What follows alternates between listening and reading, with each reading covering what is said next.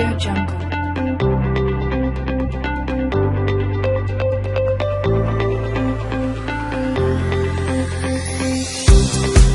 Audio Jungle.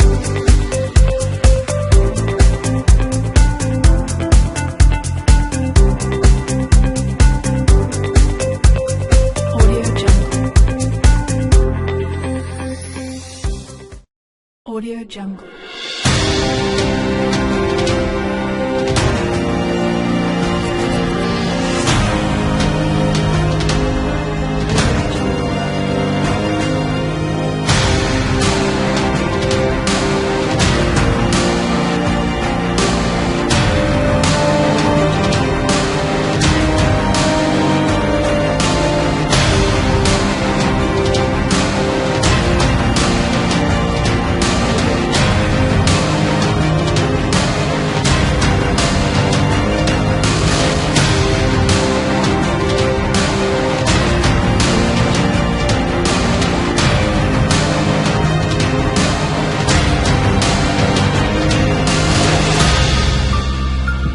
Audio Jungle. Audio Jungle.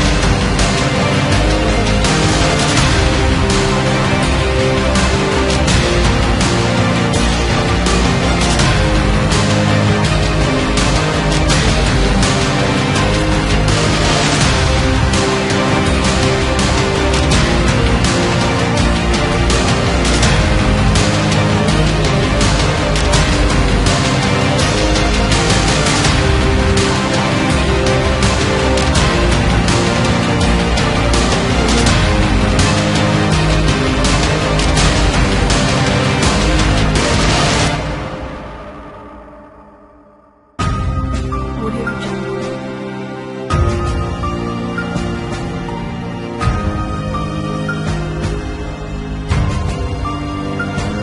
Audio Jungle. Audio Jungle.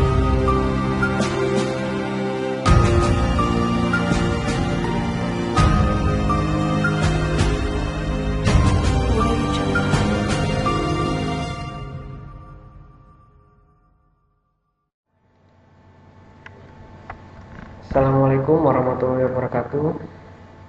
Selamat malam. Perkenalkan, nama saya Riki. Pada kesempatan kali ini saya bersama rekan saya Iwang Arya Dinata akan memberikan presentasi dengan judul meningkatkan keamanan jalur informasi dan data pada PTTS TBK menggunakan framework COVID-5. Oke, latar belakang dari presentasi kami kali ini adalah merupakan tugas mata kuliah Audit IT MMTI Surabaya, di mana presentasi kami mengangkat kasus tentang information security di tempat kerja kami. Kemudian kami dituntut untuk mencari solusi menggunakan jurnal internasional dan framework COVID-5. Phishing mail, yaitu merupakan email yang digunakan untuk menipu penerimanya. Email ini bertujuan untuk mengambil atau mencuri data atau bahkan uang korbannya. Jadi terdapat informasi transaksi antara dua perusahaan, yaitu perusahaan kami dengan perusahaan vendor, untuk melakukan pembelian mesin, di mana perusahaan vendor kami berasal dari Korea. Mesin tersebut seharga 60.000 US dollar, di mana transaksi-transaksi yang sebelumnya adalah aman, tidak pernah terjadi kendala sama sekali. Sehingga vendor pun percaya mengirimkan barangnya terlebih dahulu walaupun kita belum membayar, karena kebutuhan perusahaan kami terhadap mesin tersebut sangatlah mendadak atau urgent.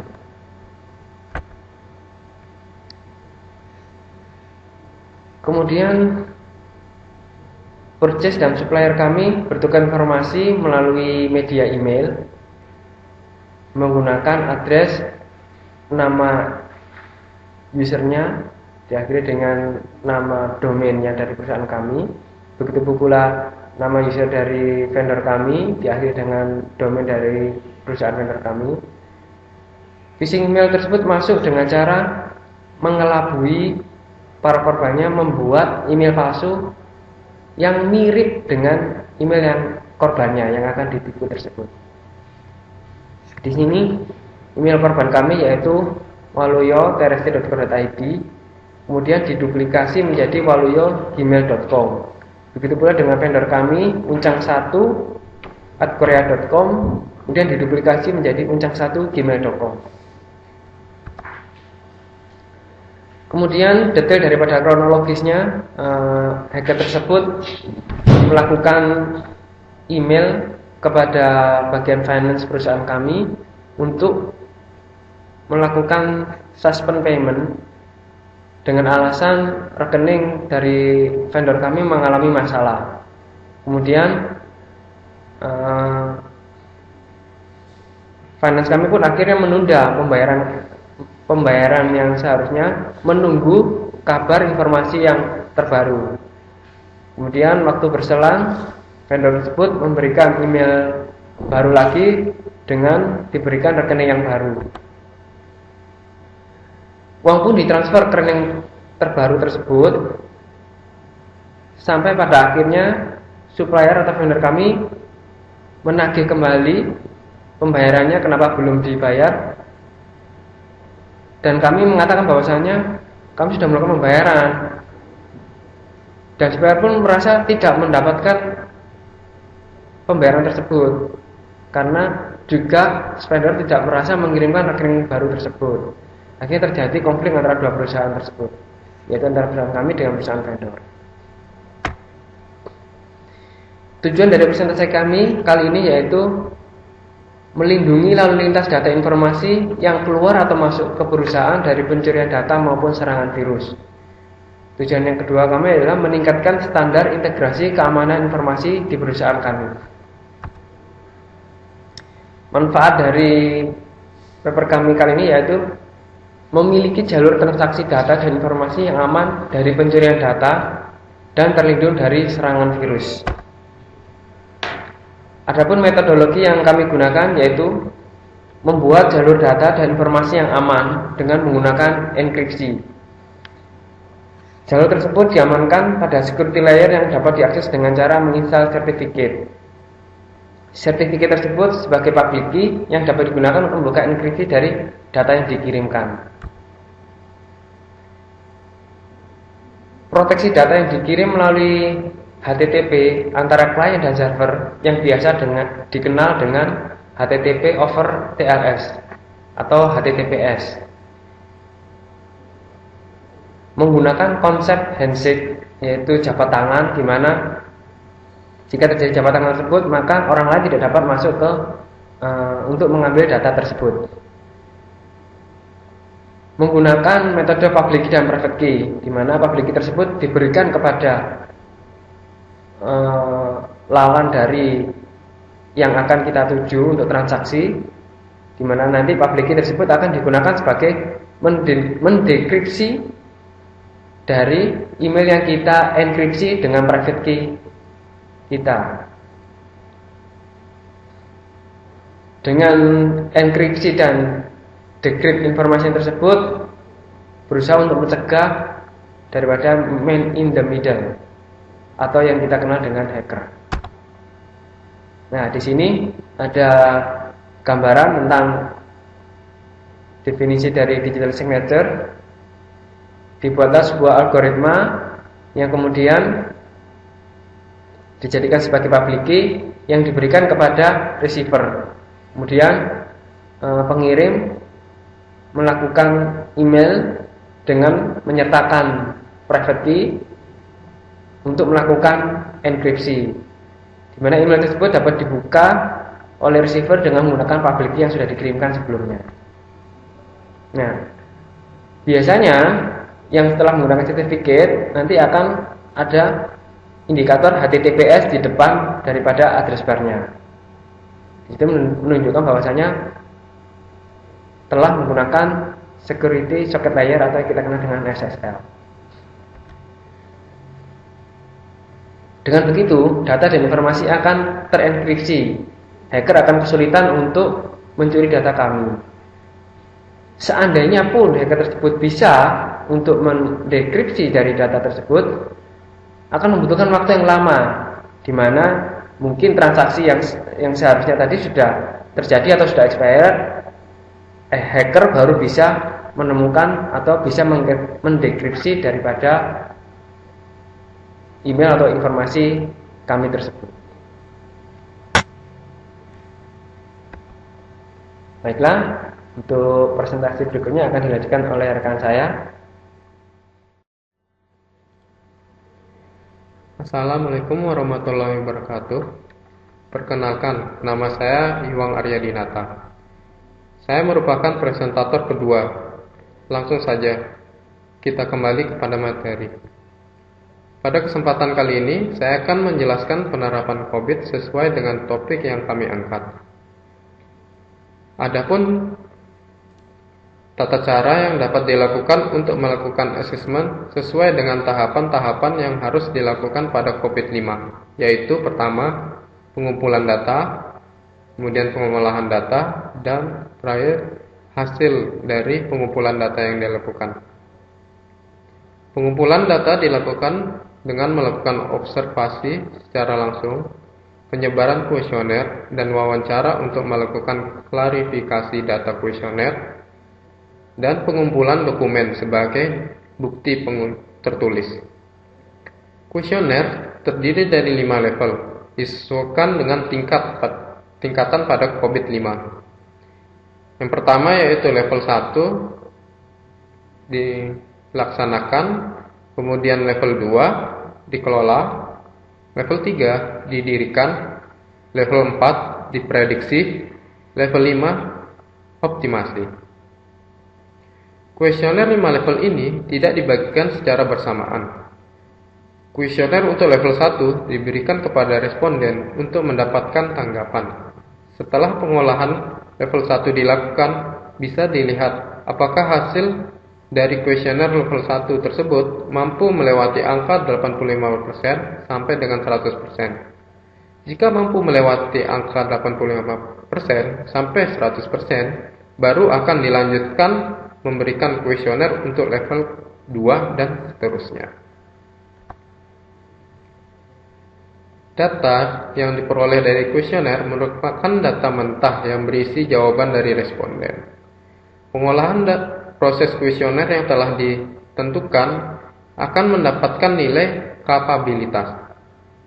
Pengolahan dilakukan dengan cara menghitung persentase dari setiap jawaban yang diperoleh dengan membagi jumlah persentase yang diperoleh dari setiap jawaban dengan jumlah pertanyaan, kemudian dikalikan 100%. Tujuan analisis data yang dilakukan adalah untuk menyederhanakan seluruh data dan kemudian disajikan dalam susunan sistematis.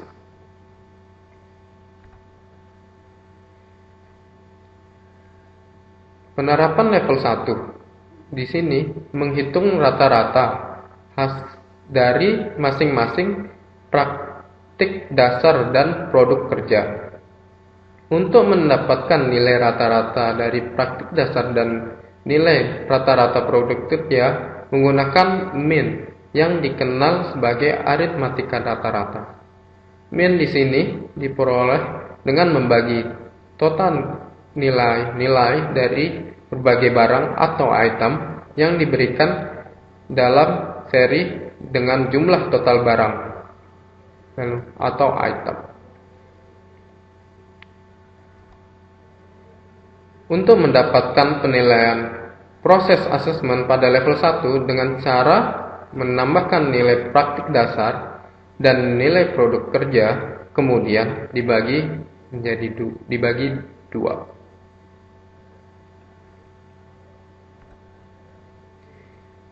Untuk proses assessment level 2 dan sampai dengan level 5 dilakukan dengan cara menambahkan nilai praktik generik dan nilai produk kerja generik, kemudian dibagi 2. Hasil nilai kapabilitas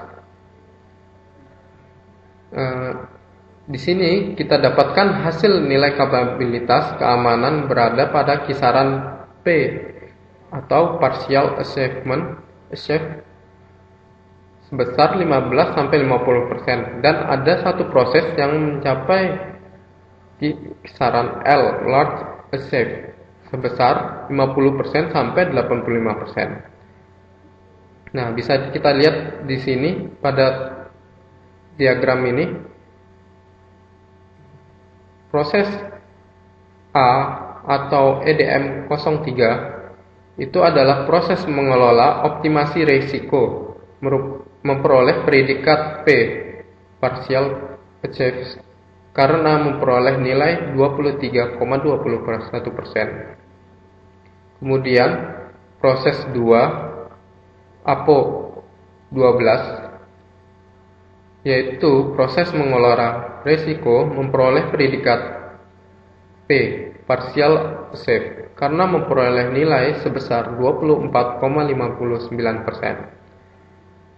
Yang ketiga, proses ketiga yaitu APO 13 yaitu proses mengelola keamanan memperoleh predikat P juga partial achievement karena memperoleh nilai 22,28%. Proses keempat BAI 06 atau proses mengelola keamanan juga memperoleh predikat P partial achieve karena memperoleh nilai 18,61%. Dan yang terakhir, proses DSS 05 atau proses mengelola layanan keamanan memperoleh predikat large achieve karena memperoleh nilai sebesar 54,1%. Dan di sini didapatkan hasil untuk kapabilitas keamanan pada level 1 yaitu proses EDM 03 yaitu proses mengelola optimasi risiko yang dapat mencapai level 1,23. Proses kedua yaitu proses mengelola risiko mencapai level 1,24. Proses ketiga yaitu APO 13, proses mengelola keamanan mencapai level 1,22. Proses keempat, proses mengelola keamanan mencapai level 1,18. Dan yang terakhir, proses kelima, proses mengelola layanan keamanan mencapai level 1,54. Berikut kesimpulan yang kami dapatkan yaitu untuk mengamankan komunikasi jaringan antar client server maka dapat dilakukan dengan Secure Circuit Layer atau SSL sehingga dapat di dalam SSL dapat menerapkan beberapa metode yang digunakan agar komunikasi tersebut dapat berjalan baik. Untuk membuktikan bahwa sebuah situs itu aman atau tidak, maka di dalam SSL membuat namanya CA atau Certificate Authority yang berfungsi untuk membuktikan sebuah situs tersebut teramankan. Dengan melihat CA ini akan memberikan keamanan kepada user client pada saat ingin browsing dan transaksi di sebuah situs internet. Tata kelola dalam COVID-5 memungkinkan tujuan perusahaan dapat dicapai dengan mengevaluasi kebutuhan stakeholder, menetapkan arah dan mengawasi kinerja aturan proses. COVID-5 menyediakan kerangka yang komprehensif untuk mencapai tujuan dan dapat mencapai value melalui tata kelola dan manajemen yang efektif. Faktor enabler perusahaan dapat melakukan bisnisnya menjadi unsur yang nyata dalam tata kelola IT. Berikut adalah jurnal reference yang kami gunakan pada topik kami ini, yaitu dengan judul On the Security of SSL or TSL Enable Application. Penulisnya adalah Malik Laldas dan Nafkal Samdaria. Paper ini terbit tahun 26 Februari 2014. Sekian yang dapat kami bahas mengenai topik yang kami angkat ini. Kami mohon maaf apabila ada salah kata dan terima kasih untuk perhatiannya.